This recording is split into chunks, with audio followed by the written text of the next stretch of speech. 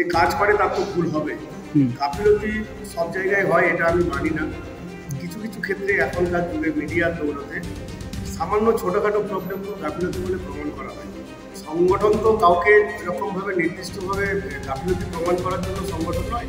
সংগঠন যেটা করতে পারে গভর্নমেন্টের সাথে বসে যদি সত্যি সত্যি গাফিলতি থাকে তার যা সরকারিভাবে নিয়মকানুন আছে সেগুলো মেনটেন করে চলবে। 7 নভেম্বর 2025 শুক্রবার বোলপুর শান্তি নিকেতন মেডিকেল কলেজ এন্ড হসপিটালের কনফারেন্স হলে অনুষ্ঠিত হয়ে গেল all Bengal private nursing home and hospital honours অ্যাসোসিয়েশনের 1 বছর পূর্তি অনুষ্ঠান। উপস্থিত ছিলেন অ্যাসোসিয়েশনের মুখ্য উপদেষ্টা মলয়পীঠ, যুগ্ম উপদেষ্টা তাহের শেখ, পূর্ব বর্ধমান মেডিটেক হসপিটালের কর্ণধার আব্বাস উদ্দিন, কতুলপুর মেডিকেয়ার হসপিটালের কর্ণধার আশরাফ হোসেন সহ রাজ্যের 23টি জেলা থেকে সংগঠনের একাধিক সদস্যবৃন্দ। এদিন একটি আলোচনা সভার আয়োজন করা হয়েছিল, যেখানে এই সংগঠনের আগামী দিনের কর্মকাণ্ড কি হবে সেটা নিয়ে চূড়ান্ত বৈঠক হয়।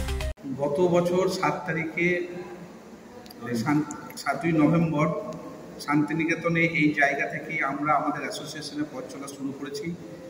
আজকে 1 বছর আমাদের অ্যাসোসিয়েশন তার 1 বছর পূর্তি হিসাবে আজকে আমরা এখানে আবার একত্রিত হয়েছি।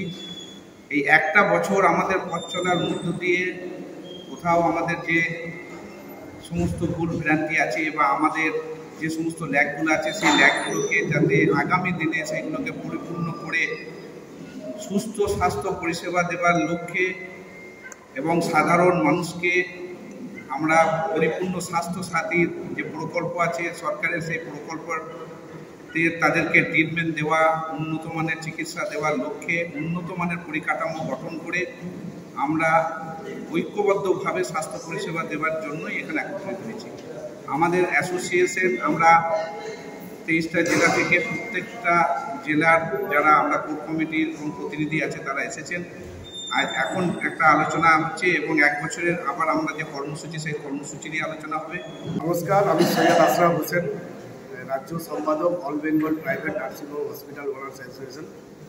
আজকে মূলত আমাদের যেটি আছে একটি সেমিনার বর্ষপূর্তি। আমাদের যে সংগঠন গত বছর এই শান্তিনিকেতন মেডিকেল কলেজে আমরা একটি নতুন সংগঠনের সূচনা করেছিলাম, তার আজকে 1 বছর পূর্ণ হলো। আগামী দিনে চিন্তাভাবনা সরকারের সাথে থেকে পাশে থেকে সুস্থ স্বাস্থ্য পরিষেবা দেওয়া প্রত্যেকটি বঙ্গবাসী, যেটা আমাদের মাননীয় মুখ্যমন্ত্রীর স্বপ্ন, যে কোনো মানুষ যেন বিনা চিকিৎসায় না মারা যায়, মানুষ যেন বিনা চিকিৎসায় না পড়ে থাকে।